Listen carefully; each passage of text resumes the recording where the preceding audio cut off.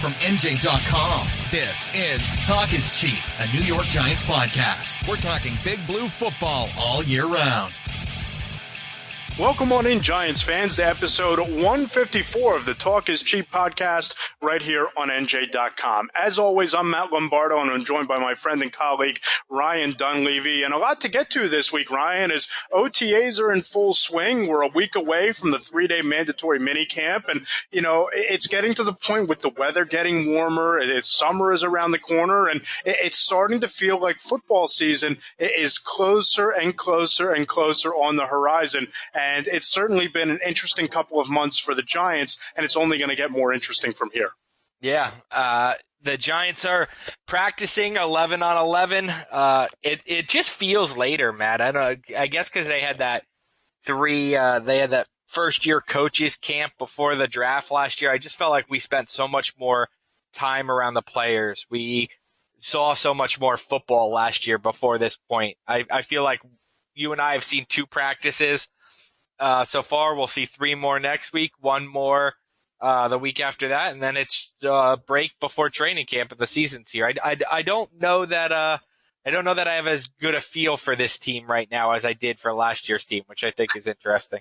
Yeah, and I think it's also a younger team, which doesn't help in terms of that familiarity. I think that there are a lot of changes on both sides of the ball at the skill positions, and we're going to dive into all of that, and especially at the quarterback position with Eli Manning and Daniel Jones. But before we get to all of that, some housekeeping items to go through here. We'd really love, if you'd like what you hear on the show, if you'd subscribe and leave us a 5-star review. Let us know what you'd like to hear, what kind of guests you'd like us to get on throughout the course of the season, and it really helps grow the show. And you can subscribe on Apple Podcasts, SoundCloud, Spreaker. You can check us out on Stitcher, Google Play, iHeartRadio. Listen to us on YouTube and toss us a like over there. Ryan, you look at these OTAs, and I think that it's becoming glaringly obvious if you look at the offense and the defense. And this might be what's most surprising to me, given all of the wholesale changes, especially on the back end with new cornerbacks in terms of you bring in a first-round draft pick in DeAndre Baker.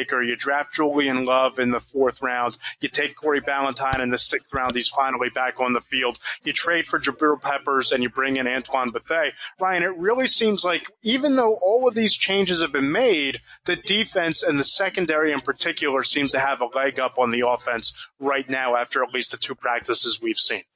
Yeah, I would totally agree with that. And correct me if I'm wrong, Matt. I feel like OTAs, minicamp, all this football in shorts with no pads is designed for the offense. Like, that's what it's supposed to be. It's supposed to be 2-hand touch football with your friends in the backyard, schematics, playbooks, team building, chemistry. It's not real football. It's not hitting. You can't judge linemen.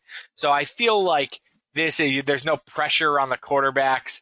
I feel like this is designed not just in the Giants, throughout the NFL. May and June football is designed for the offenses to win to look better than the defenses, which is why I'm surprised the defense for the Giants has looked better than the offense. Yeah, and the offense just hasn't looked great. And let's preface everything we're saying right now with the fact that we're recording this and it's May 29th, so there's a long time to go between training camp and especially the regular season. We've seen only 2 practices. So yes, this analysis might come off as reactionary and an overreaction, but it's what we have in front of us, right? So we can only talk about and discuss and break down what we see. But Ryan, I look at the offense right now, and especially the quarterback position, and I don't see a discernible difference between Eli Manning and Daniel Jones. I've talked about this on the stand-up videos we do outside the facility. I've tweeted about this. I think we've both written about it.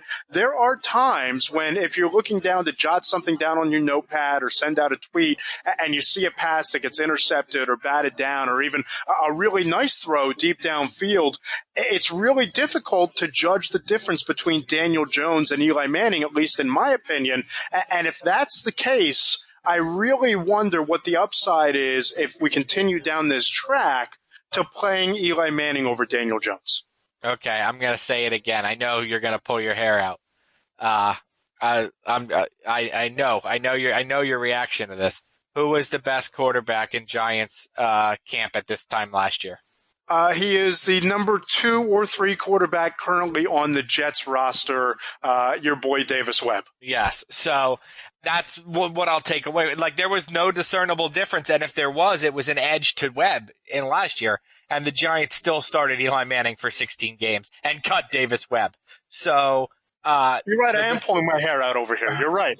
but my point. That's my point. Is like we've established this. Eli Manning is not at this point in his career a good practice quarterback. He's just not. He does not impress. I wasn't around in 07, 08, 09 when he was in his peak 11. I don't know what he looked like in practice. I've heard the funny stories about his rookie year of practice. But yes, there is no discernible difference between Jones and Manning in practice, but I didn't think there was one between Webb and Manning, so they cut Webb and they kept Manning. So and I think the biggest difference, Shurmur's practice depth chart is kind of all over the place, is my point.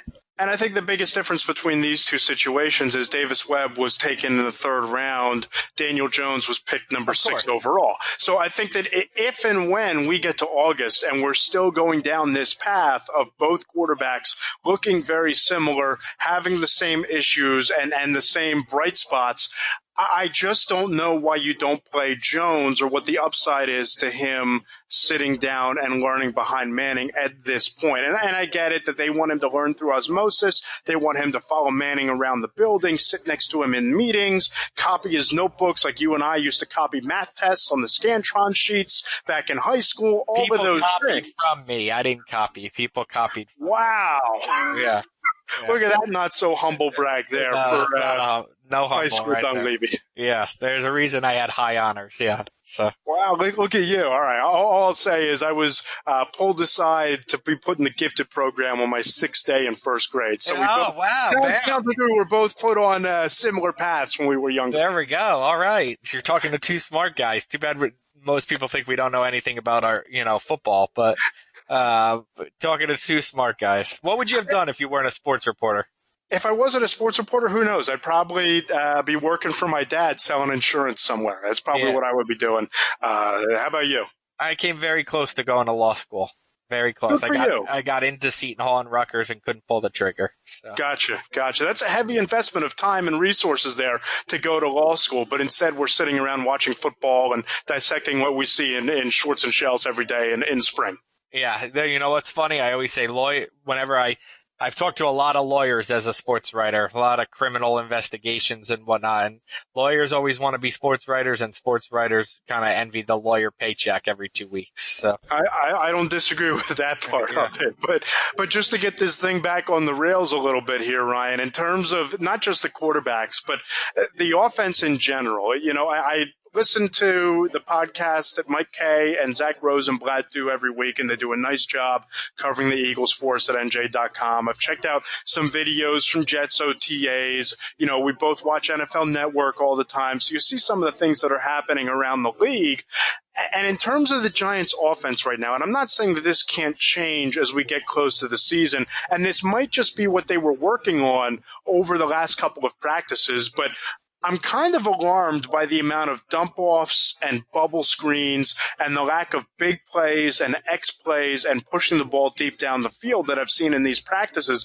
It seems like every throw is a check down to Saquon Barkley or John Hilliman or Wayne Gallman, or a bubble screen to Golden Tate or Sterling Shepard. Nobody's really asserted themselves as a deep threat down the field. They haven't tried to push the ball deep outside of that first series of the first OTA practice we saw when Manning was 1 for 6 with 2 interceptions. It just doesn't seem like that threat of pushing the ball down the field is present at this point. Have you seen that so far? No, and I think that's what angered Odell Beckham so much last year, and what got the Giants into a 1-7 hole last year is a conservative offense, whether that was Manning doing it, by his own volition or what was being called before the snap, whatever it was. I think probably a little truth to both. That's kind of what got the Giants in a 1-7 hole. Maybe that's just starting from scratch. That's just where you start over a new season, a new playbook. You start with the short and intermediate stuff and you get to the long stuff. But They better not still be doing that in July, because they like to tell you about how the offense got so much better as the season went on. Well, the offense took a few more risks as the season went on. They shouldn't forget that. I got a question for you, though. Sure. You, and I'd love to ask Matt Stipolkowski, or however you pronounce that, and Daryl. I think that was spot on there. Stipolkowski. Nice. I can never spell it, but I can certainly say it. Yeah, or Daryl Slater, our Jets guys, about Sam Darnold, but they're not on this call. You are. You saw Carson Wentz his rookie year in training camp and OTAs and whatnot. I'm not saying 2 practices in, because I don't expect you to be that specific and remember, but what did you see? Or maybe you didn't see anything. Maybe it was like Eli Manning's rookie year where he struggled in practice. I mean, what did you see, or at what point did you realize, all right, Wentz has it. This is why he's the number 2 pick. This is why he's going to start as a rookie. At what point did you see that in OTAs? Did you not see that till training camp, early, late training camp, sometime after the game started? At what point did you become convinced Carson Wentz was worth the prize? Oh, I can pinpoint it for you, because I took a lot of flack for this locally, both on radio and from one of the bigger radio personalities in Philadelphia. Actually called me out on Twitter for saying this, but I distinctly remember it was either the end of the mandatory minicamp in June or the first or second week of training camp. And you have to remember, the Eagles had Sam Bradford back on a 1-year contract. They took Carson Wentz number 2 overall, and the thought was that Bradford would start the season. Same sort of conversation the Giants have had with Eli Manning starting the season and eventually giving it to Daniel Jones. And I remember tweeting out and writing on NJ.com that Carson Wentz looks to have a firmer grasp of the offense and seems to be ahead of Bradford.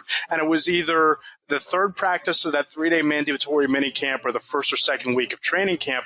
And you just saw the ball seem to come out quicker out of his hands. He seemed to be more accurate than Bradford. The offense seemed to move at a more efficient tempo than it did with Bradford. And of course, remind me, was that Bradford's first year with the Eagles, or had he played a year with the Eagles before Wentz? He had played a year with Chip Kelly in that offense, and they brought him back. It would have been Doug Peterson's first season, and both Wentz and Bradford's first season in a new system. And you'll remember the Eagles traded Sam Bradford 9 days before the season opener and started Carson Wentz week 1. So again, I don't expect anything crazy cockamamie like the Giants trading Eli Manning before the season starts and starting Daniel Jones. But I do remember fairly early on in the process that Wentz seemed to be ahead of Sam Bradford. I don't get that quite yet with Jones. I think they're about even keel on an even par level in terms of a grasp of the offense. And Ryan, I don't even know that this job is necessarily up for grabs, but if we march down this path further, you do think it is? I definitely don't think it is. Yeah. No, and I think that Manning is far more established than Bradford was, and that's what is going to, potentially be the tiebreaker that keeps him on the field and Jones on the bench. Did you agree with what I wrote last week? Because I don't think it was a hit with Giants fans the way I thought it would be. I thought every hard-working person in America would agree with this, and it doesn't seem like they did. And I guess it's maybe because Eli Manning has so much money in the bank and most people do not. But did you don't you see this as kind of like if NJ.com and NJ Advanced Media hired a 22-year-old hotshot sports writer who just won some college journalism prize and put him on the Giants beat with the two of us, wouldn't you be like, oh, God, are they trying to push me out of here? Like, wouldn't you look at that as like your worst nightmare? Hey, Matt, can you tutor this kid? Wouldn't you look at it as like, are they asking me to tutor the guy that's going to eventually take my job? That's kind of how I would look at it. That's what I wrote Eli Manning is dealing with right now. It's like, hey, can you help this kid take your job right now? I thought that would resonate with everybody, and it didn't. What did you think of that? Yeah, I don't know how else you can look at it, especially when they take the kid number 6. This isn't Geno Smith. This isn't Kyle Lauletta. This isn't Davis Webb. This isn't – who was the kid out of Syracuse? Nassib. Ryan Nassib. I get him confused with Carl Nassib, the defensive end, but Ryan Nassib. This isn't any of those quarterbacks. Daniel Jones is here under the belief that he's the next franchise quarterback and Eli Manning's successor. So I think you hit all the right notes with that story. And if I'm Eli Manning, I don't know that I'm operating much differently than Brett Favre with Aaron Rodgers or Joe Flacco with Drew Lock in this case, not wanting to be a mentor. If you're a veteran quarterback, Ben Roethlisberger said the same thing about Mason Rudolph. Again, different scenario. Yeah. Those guys were drafted later on. But I think that Manning's role right now, sure, go out and get off to a hot start and go 3-1 and see what happens. But long term, this is about you putting forth your best foot every day so Daniel Jones can copy your preparation and be ready to step on the field when he's capable of playing. The clock is ticking on Eli Manning. Yeah. Do you think a 3-1 start is possible? I don't, only because I think that they're going to lose week 1 in Dallas. I think Dallas has a chance to win the NFC East and maybe more this year. And I look at Tampa Bay as a team that there's a lot of talent and it's on the road early in the season. I think that 1-2 is much more likely than 2-1 or 3-1. Yeah, that's probably true. So let's talk some other positions because I'm going to quote Pat Shermer here or Dave Gettleman here. Football is a team game. It's an 11-on-11 last time I checked. So even though quarterback's the most important part, give me 2-3 names either side of the ball who've stood out to you so far in the 2 OTAs we've seen, plus the videos we've seen or the people we've talked to who are at the practices we're not allowed to be at. Who's popped out? Jabril Peppers, number 1. I think he's been an absolute rock star back there. And I have, and you know this based on our conversations, based on what I've written, I don't think there's going to be a significant drop-off between Landon Collins and Jabril Peppers, and especially in coverage, I think Peppers has the chance to be as good or better than Collins.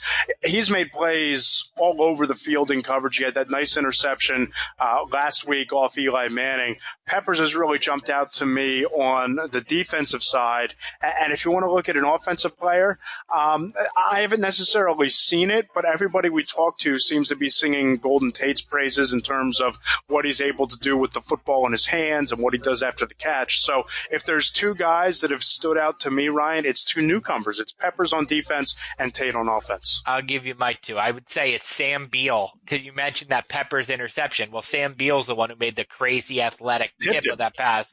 And then he had another, I thought it was 1-on-1s yesterday, not 11-on-11s, but another really impressive pass breakup where he, jumped, got the ball at its highest point. I've been really impressed with Sam Beal, and the Giants really have a lot riding on Sam Beal. They could look really foolish if Sam Beal is a bust, and they could look really smart if Sam Beal is a hidden gem kind of guy. They say they had him as a second round kind of corner in this draft. We saw corners kind of slipped into a pack in the second round in this draft, so who knows if Beal would have been in that pack or would have been later. And they came away with DeAndre Baker, so you could have had Baker and Beal, 2 potential late first or early second round type of cornerbacks, and we saw a little bit of a preview of that, Ryan, this past Tuesday with Janoris Jenkins not in attendance for this voluntary practice. You saw Baker on one side, Beal on the other with Grant Haley in the slot. There's a good chance that that's your starting cornerback core in 2020, depending on what Julian Love does. Maybe he winds up at safety. Maybe he pushes Haley for the nickel. But I thought that group acquitted itself nicely. And I agree. I think Beal has been a little bit of a standout here early on in the spring. Yeah, I've been very impressed by Beal. And then I'll give you another guy who I think – well, you know what? I'll give you another guy on defense, and then I'll give you a guy on offense. I've noticed – Tay Davis a lot. I don't know if that means he's going to start. Giants play a lot of nickel, and he replaces B.J. Goodson as the linebacker in nickel package because he can cover. I've been impressed, but I just notice him a lot. Like I said, you're not tackling, so it's hard for a linebacker to really stand out. He's not missing tackles or making tackles. I just notice him around the field a lot, and I think that's probably as good as you could say for a shorts workout. He's around the ball a lot. And he does something not a lot of Giants linebackers do, which is cover. And he's been out in nickel a lot too. Yeah, and then on the offensive side of the ball, the guy I'll notice, and again, it's hard to dissect running backs in this. It's easier to pick a tight end or a receiver or a quarterback because most of the plays are, pass plays. So it's hard to pick a running back because it's like, how does how do you know if that's a broken tackle or if he stopped for a 2-yard loss? How do you know? Because he's not getting tackled. So it's very hard. Somebody touches you, a defensive lineman thinks the play is over, and you keep running, and we don't really know, is that play live or not? But to that end, Paul Perkins is a guy I think most people don't even realize is still on the Giants. He was getting first-team reps yesterday. The Giants kind of took it easy with Saquon Barkley yesterday once the rain picked up. No reason to have your star get injured on a no-contact practice on the rain. We saw what happened with the Redskins already. Obviously, a terrible season-altering loss for them with their linebacker. Don't need no sense. Yep, no sense in putting Saquon Barkley in harm's way, so they gave some first-team running back reps to the other guys, and it wasn't Wayne Gallman, it wasn't Rod Smith. The first one up, I thought, was Paul Perkins, which is interesting because we're talking about a guy who was the starter in 2017 and pretty much has done nothing since that week 2 or week 3 of that season. Missed all last season. This coaching staff doesn't even really know him as a player, so that's probably why he was first up, so they could get a closer evaluation of him. But he's a guy who, I don't know, maybe he's the backup running. Gallman, Rod Smith, we're so worried about those guys. Hilliman, whatever. Maybe the answer is Paul Perkins is the backup for Saquon Barkley. Yeah, it could very well be, and I think it's been interesting how they haven't really put Barkley out there as often in these 2 OTA practices, and I think that might be the trend in terms of running backs, especially who are the focal points of offenses. You don't necessarily want these guys out there with the wear and tear in practice every single day, and I thought what Saquon said the other day about, how could he get 400 touches, could he get 450 touches? As long as he takes care of his body will take care of him, and I thought it was interesting how he said that not only training inside the building, but with his own team and training in LA, which he's going to do again as this summer progresses before training camp. So I look at this right now and I see a guy who is preparing to be not only the focal point of the offense, but somebody who could eclipse 400 touches or at least approach what Ezekiel Elliott did a year ago with a league-leading 382. You know who the last running back to have 400 touches in the NFL is? I believe you know. Le'Veon Bell, who now shares an address with what I think it's One MetLife Stadium Way. Or yep, that's the one. With Saquon Barkley. Who's the better running back, Matt, right now? Who's the better running back? I think that Bell has to prove himself coming off that 1-year absence. And I think that with the upward trajectory of Saquon Barkley's career, I would take Saquon over Bell at this point. Less mileage on the tires. I think what that if he's just for 1 year. Would you just this season? I'd still take Saquon after what he did a year ago. Yep. Okay. Yeah, I tend to agree. Yeah, I tend to agree. But I think that Saquon is very much in the Bell mold. I mean, Bell is a dual threat running back, a pass catcher, a workhorse, a touchdown machine, the guy who doesn't come off the field on third down. I think Barkley is very much in the Bell mold.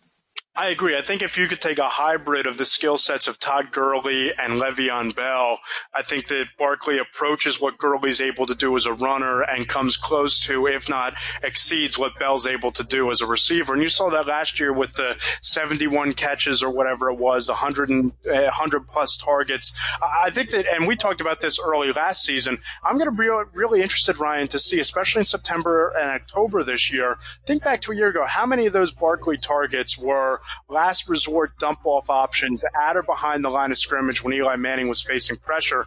All year I was screaming about, well, put Barkley in the slot, put him in motion, design pass routes for Saquon Barkley. We saw a little bit more of that in the second half, and I think that if this Giants offense is going to be able to matriculate the ball down the field as efficiently as they seem to be trying to with these short and intermediate passes, they have to design a package of passing plays around Barkley and not just use him as a dump-off option for Eli Manning.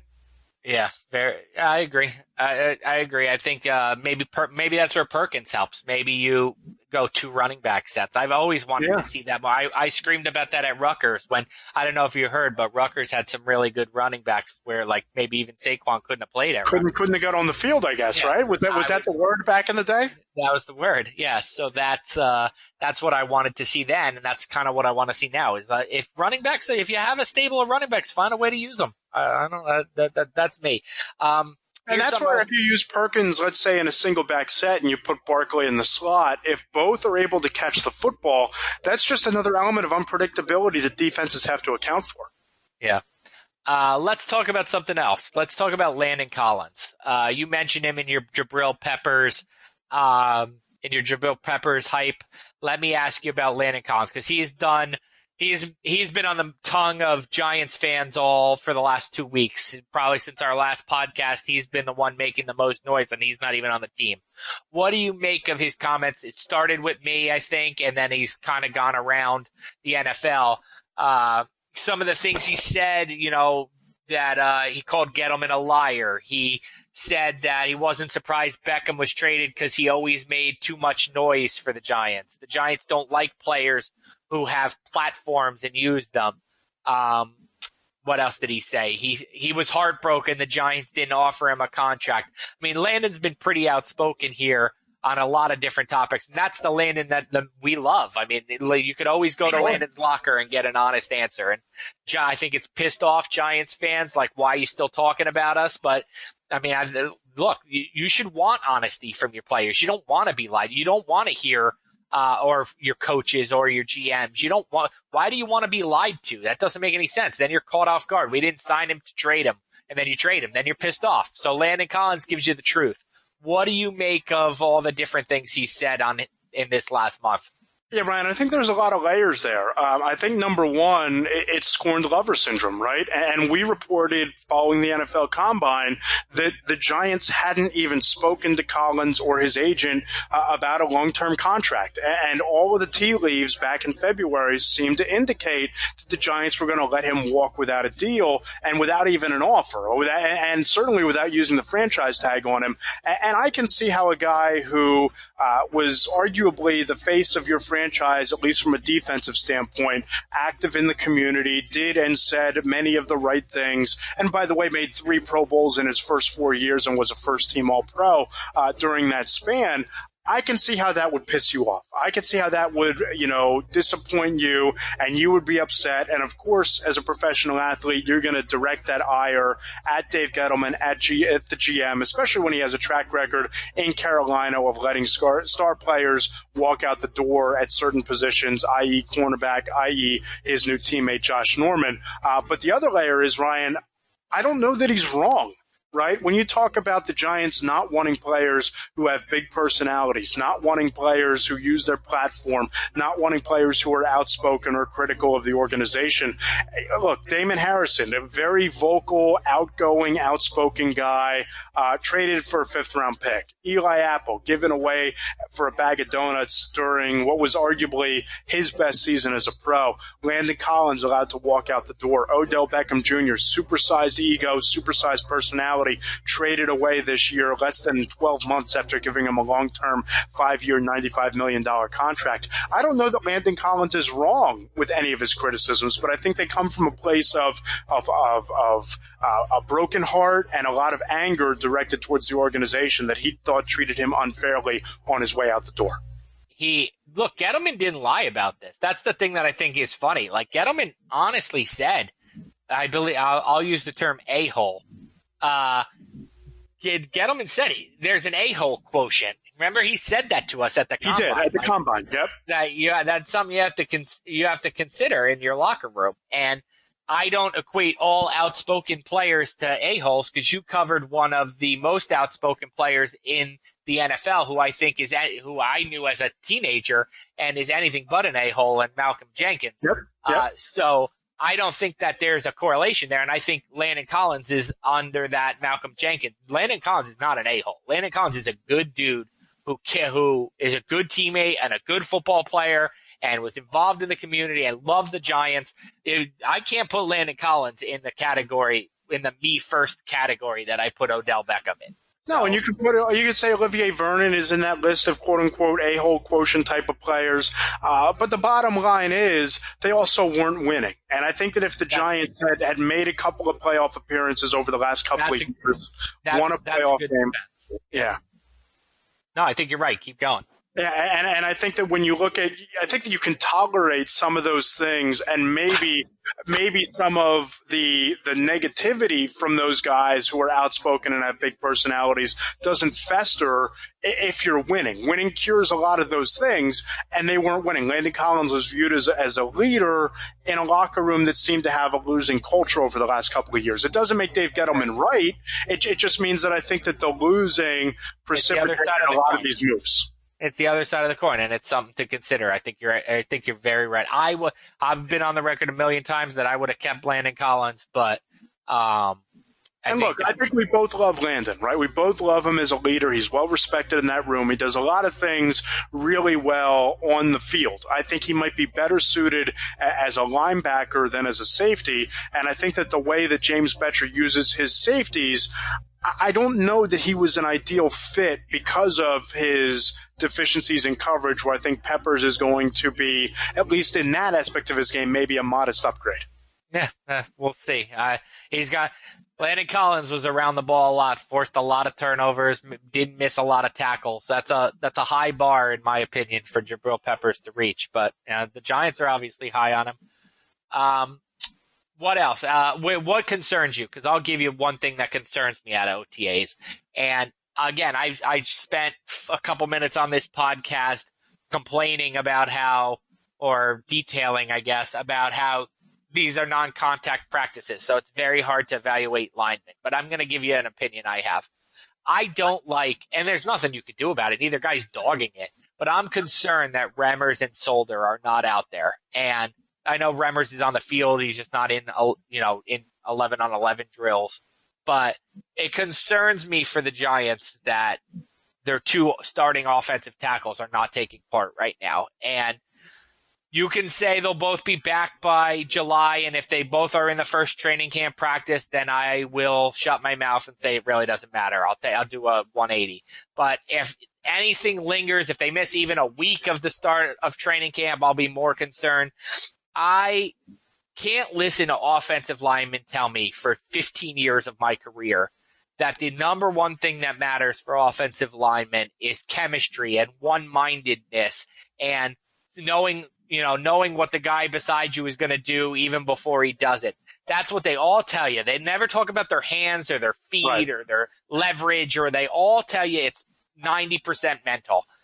I can't listen to that and then not be concerned that there is the two most important guys, or two of the three most important guys maybe, are not out there right now taking part in that. You can go on team bowling excursions and team meals and whatnot, but right now Will Hernandez isn't with Nate Solder, and more importantly, on the right side, Kevin Zeitler isn't with Mike Remmers, and they need to learn how each other plays. If they're back together, practice one of training camp, all's good, no worries. If they're not, then I'm going to go back to this and remind me, this isn't just a week now or 3 days of training camp that they haven't been together. They missed the whole spring, too. Right. That worries me. And I think that there's some validity to that, but the other thing is these guys aren't out taking a vacation in Prague, right? These guys aren't, blowing off practices to go and see their families graduate from high school or college.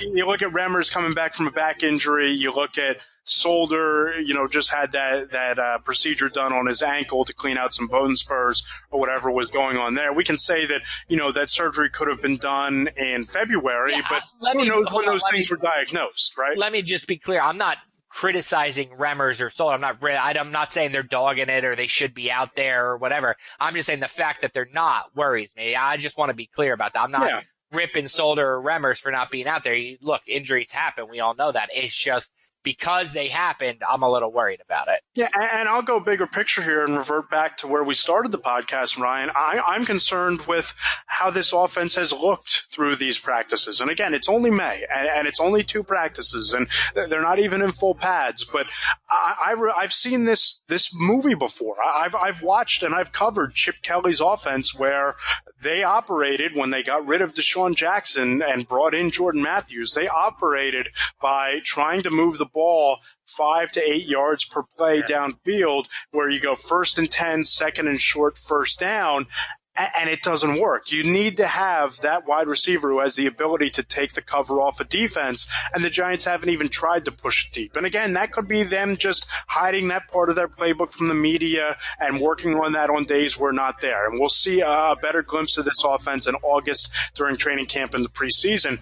But it just looks like those early Chip Kelly offenses and the early season offense of a year ago, but without that Odell Beckham presence to push it deep and without even trying to get it deep to Evan Ingram or even Sterling Shepard early in the spring. And I think that's a problem if you're trying to put together your entire playbook and trying to be an offense that can function more so than just 1st and 10, 2nd and short, 1st and 10. Who's the Giants' third best receiver? Not tight end, not running back, because the answers are Ingram and Barkley. Right. Who's the third best guy who's technically a wide receiver? I mean, you can go down the list. Is it Corey Coleman? Is it Cody Latimer? Is it, Alonzo Russell? Is it Russell Shepard? All those guys that I named, Brian, they could be anywhere from the third wide receiver on the depth chart to being cut before week one, right? I mean, you didn't even mention the guy. You didn't even mention the guy who was third on wide receiver catches last year, which I think shows you how wide open that is, Benny Fowler. So I think that, the Giants, it's just an area where the Giants really can't afford an injury. Ingram was banged up last year. Shepard was banged up 2 years ago. The Giants can't really afford it. I think the offense has a chance to be good if we were playing Madden and turning injuries off. I just don't know that. I just don't know the offense has depth behind their stars, whereas the defense I don't think is as good as the offense, but I don't think there's a drop-off between the starters and the backups. Does that make sense? There's certainly less star power, I think, on the defense than there is on the offense, but I think that you could sustain an injury to a B.J. Hill and plug R.J. McIntosh in there. You could see Sam Beal go down and you play DeAndre Baker. You could see Antoine Bethea either get benched because of performance or get hurt, and you move Julian Love back there, or you put Sean Chandler out there if he's on the roster. I don't know. I think you're much more paper thin from a proven commodity standpoint on your depth chart on offense. I think it's a great observation by you. Yeah, and I'll wrap it up with this. I think the defense, I was very concerned about the defense.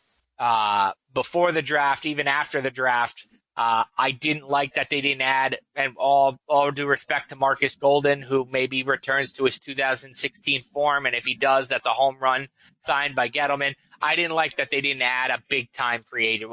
How much time did you and I spend talking about the linebackers available, or the Zadarius Smith, or some of those guys who signed with the Redskins or the Packers, or I didn't like that they didn't add a big-time defensive player in free agency. But through 2 practices, like I wrote once already, good defense or bad offense, we'll find out. But so far, I like the way the defense is playing. It seems like what I expected a James Betcher defense to be, flying all over the field. I agree, and if that's the case, I think that's a really good sign for the Giants if the defense is really this good, and it's not just because of them going up against an offense that's struggling to find its footing.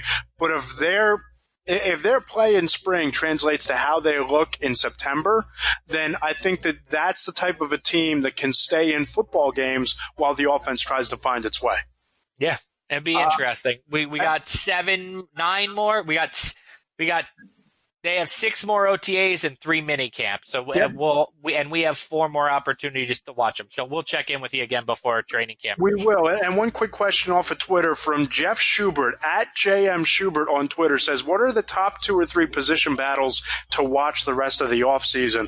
Ryan, I'll give you mine real quickly. I think center is very much open for business. John Halapio has to prove that he can stay healthy. We saw him splitting the first team reps. The first practice, Spencer Pulley was out there with the first team. In the second practice we saw, I think the second cornerback spot outside of Janoris Jenkins is a spot to watch between Sam Beal and DeAndre Baker. And if I'm looking for a third position battle, I'll say this. I don't know that Chad Wheeler is out of the conversation at right tackle. Those are my three. Yeah, I like that. That's interesting. Nickel corner, if you count that as a starter, you probably should because they play like 60% of the reps, I think is interesting. Whoever loses that Beal-Baker competition doesn't necessarily become the nickel corner because Grant Haley and Julian Love are probably more experienced in the slot. So I think that's an interesting battle between Love and Haley to see who is that slot cornerback. Second inside linebacker, I mentioned Tay Davis and BJ Goodson. Don't sleep on rookie Ryan Connolly. He does a lot of things the Giants like. He's a very instinctive, smart player. You can't have enough of those guys. So I think who starts next to Alex Ogletree in the base defense as the other inside linebacker? It's probably a Goodson-Davis split right now, but I wouldn't be surprised to see Connolly take some of those. And then the ones you named, center is obviously the number one, and then maybe number 3 receiver. We mentioned all the guys who are there, but it really doesn't matter because number 3 receiver in the Giants offense is really number 5 receiver because it goes, Shepard, Tate, or Tate Shepard, then Barkley, Ingram, that kind of thing. So those are the ones. Really, most of the starting lineup is set other than center and then the fringe positions like third receiver, third corner. Yep, and we'll be back next week recapping the mandatory minicamp. We get 3 straight days of practice, so a little bit of a training camp preview, and we'll see if the offense evolves from here. We'll see if either one of the quarterbacks separates themselves from here, and we'll see if the defense continues to ride the wave of these strong early OTA practices. Ryan, look forward to next week. We can follow you on Twitter at RY Dunleavy. I'm at Matt Lombardo NFL, and the show is at Talk is Cheap NYG. Talk is Cheap in Apple Podcasts, iTunes, SoundCloud, Spreaker, Stitcher, and iHeartRadio. We'd love if you'd subscribe there and leave us a 5-star review. Ryan, I will talk to you next week.